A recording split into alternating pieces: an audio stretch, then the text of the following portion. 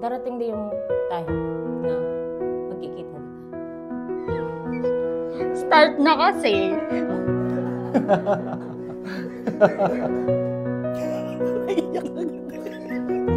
Oo. Baka MMK.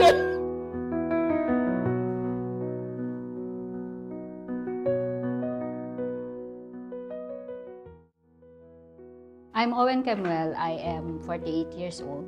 My name is Jaime Magsaysay and I am 30 years old. Hi, I'm Ricky Cruz. I'm 38 years old. Hi, my name is Brad Laguardia. I'm 37 years old. Hello, my name is Janine Ganaden and 30 years old na po ako ngayong taon. I'm Jun Maya Gonzalez, 25 years old. Hi, I'm Marian, 25. Ang father ko is Bernardo Lopez, 89 years old. My father is Francisco Magsaysay and he is 56 years old. Yung tatay ko is si Renato Cruz Sr. 71 years old siya nung nawala siya. My father's name is Teofilo Laguardia. Felipe Ganaden Jr. At yung edad niya is 60 years old. My father's name is Charlton Carino and he's already 64 years old. Si father ay nasa 54 years old na. Then Larry yung pangalan niya.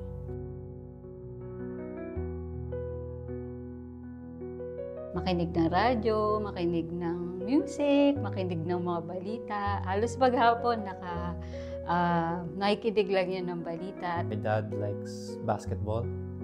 Growing up in the US, that's what he would used to do a lot. Naalala ko sa father ko nung nabubuhay pa siya, mahilig siyang maggala, no? Kasi siya, geodetic engineer. So, lagi siya nasa fieldwork.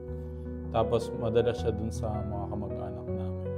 So, ang naalala ko sa kanya yung makamag-anak. Kahit yung pinakamalayong kamag-anak namin, kilalang-kilala siya sa buong angkan namin.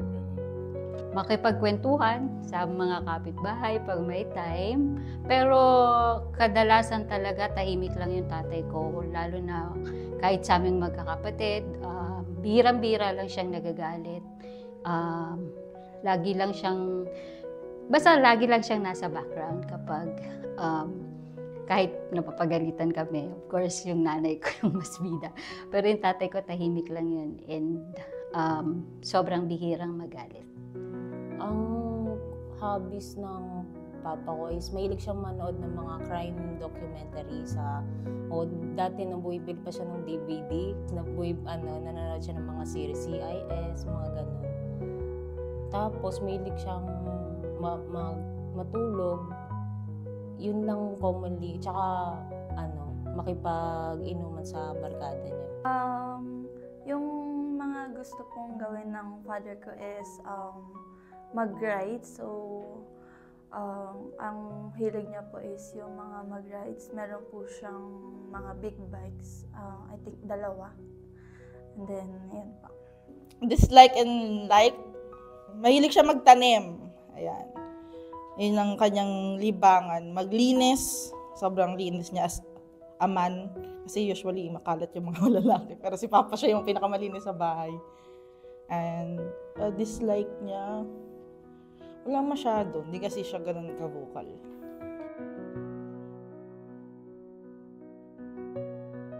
So, wala kami pa taxi. So, kailangan namin lakarin. So, during that time, syempre, yun nga. May asthma yung tatay ko. Pero, kasama ko siya.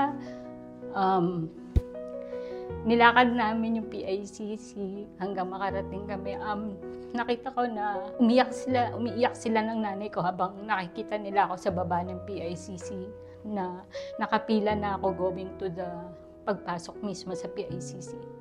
Alam ko na nahirapan yung tatay ko that time kasi syempre mahihika nga siya. Pero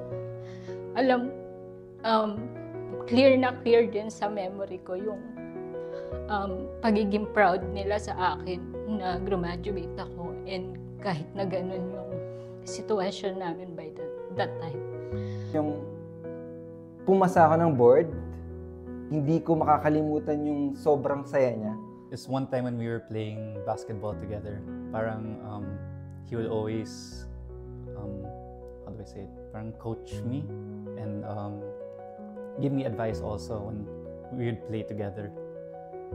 For memory, lagi ko kasing kasama yung father ko eh. Usually, binubuhat niya ako nung bata pa ako, ganyan. Tapos sinasama niya ako sa mga kamag-anak namin. Kasi nung boy pa yung father ko, mahilig siya sa sasakyan. So, lagi kaming may sasakyan kahit luma. So, kasama ko siya doon sa mga travel.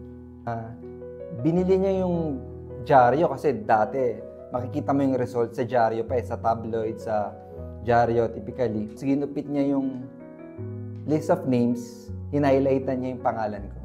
Ang naalala kong core memory sa papa ko nung bata ako kasi siya, FX driver siya. So gusto kong sumama sa kanya. Ayaw niya akong pasamahin. So ginawa ko, doon sa may likod ng FX, nagtago ko doon sa may ilalim ng upuan. Tapos nagpretend ako na wala na ako doon. Tapos nung akala ng papa ko, wala ako doon, di bumiyahin na siya. Tapos lumabas lang ako nung feel ko malayo na yung sasakyan. Tapos nagulat siya na nandun pala ako sa sasakyan. So ayun, sinama niya lang ako sa biyahe. Tapos yung mama ko, nung time na yun, parang takot na takot siya kasi wala ako sa bahay. Tapos yun sinabi ni Papa na kasama niya ako sa biyahe. Tapos ayun, sinama niya lang ako sa buong biyahe niya sa nung araw na yun. Yun yung pinaka-core memory ko sa kanya.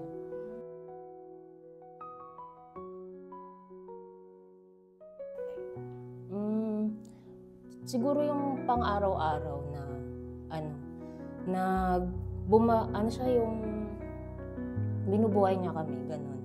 Kumakayod siya kahit na may sakit siya, ganun, para makapag-provide sa amin. Yun yung araw-araw lagi akong proud sa papa ko. Ganun. Ang tatay ko, I'm always proud of my father kasi 7 kaming magkakapatid. And ang father ko is working as a security guard. This moment is when he started Carmen's Best because it showed me his grit, and I got to see how hard he really works. And because of the everything he did, all the hard work, I got to see it pay off. All his hard work and his dedication to doing what he loved to do. Nagsikap siya para mabuhay niya kaming mga magkakapatid, and also despite the fact na since bata pa siya, meron talaga siyang sakit na asthma. And yun ako pinaka-proud sa tatay ko na kahit na ganun, he was able to raise us. Ibigay niya yung something na kahit mahal pero ibinibigay niya para sa akin. Marami kasi yung father ko, siya, government employee siya. No? So, nung nagtatrabaho siya, ilang beses siyang na-promote. Actually, nung na-stroke nga siya, for promotion pa siya. Kung sa pagiging proud, actually, napaka-proud ko pa na naging tatay ko siya kasi yun nga, kilala siya ng lahat as a nobleman. Ang masasabi ko po sa tatay ko is proud ako because hindi po siya pumapalya sa pag-aasikaso sa aming magkakapatid. Kahit na ngayon po na may mga sarili-sarili na kaming pamilya, still is inaasikaso niya pa rin ako, inahatid sa work, and then pinagluluto kami. Provider siya. Hanggat kaya, binibigay niya.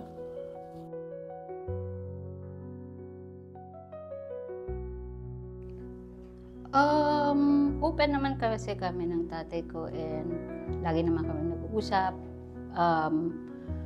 Feeling ko wala naman ako sigurong hindi nasabi sa kanya kasi sinasabi ko naman sa kanya na kung gaano ko siya kamahal, or kung yun, yung mga bagay na lagi natin sinasabi sa parents natin, lalo na pag matatanda na sila, na mag-ingat sila, alagaan nila yung sarili nila, and also, ayun, parang enjoy lang nila yung life nila. Hindi ako vocal na person, hindi rin vocal na person yung tatay ko. Ang sabi lang nung ate ko, wala si tatay. So akala ko, umalis lang siya or what, kasi medyo nakainom na ako.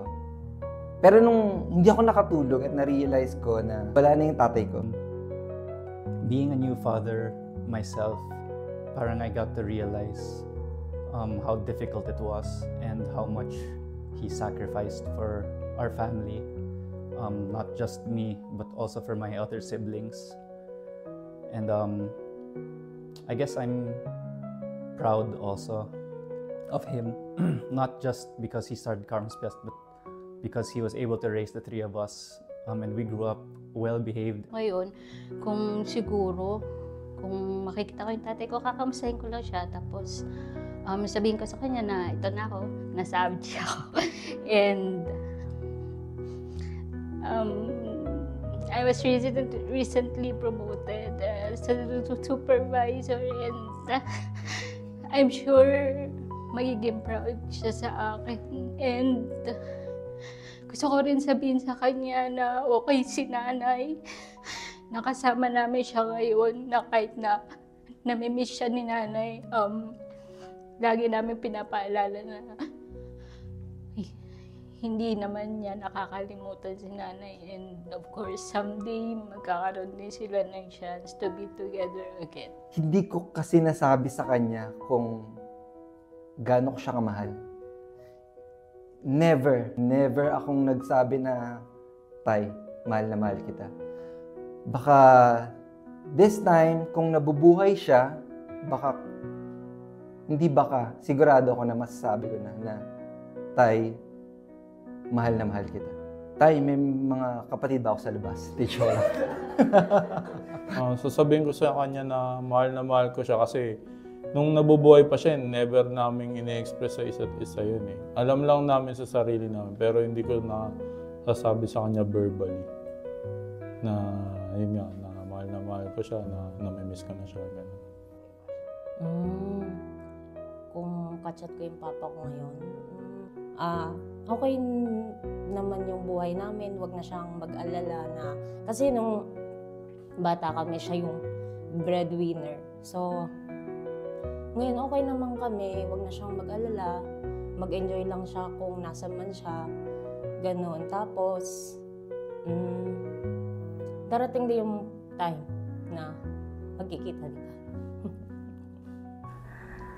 Ang gusto ko lang sabihin sa iyo pa, thank you sa lahat ng sacrifices mo, and then sa lahat ng pinaparamdam mo sa amin na care sa akin, lalo na buong buhay ko, ikaw lang naman yung nasasandalan ko, and then ikaw yung unang lalaking dumating sa buhay ko.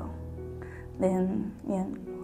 So, ayun, everyday ako nag-express ng love sa kanya.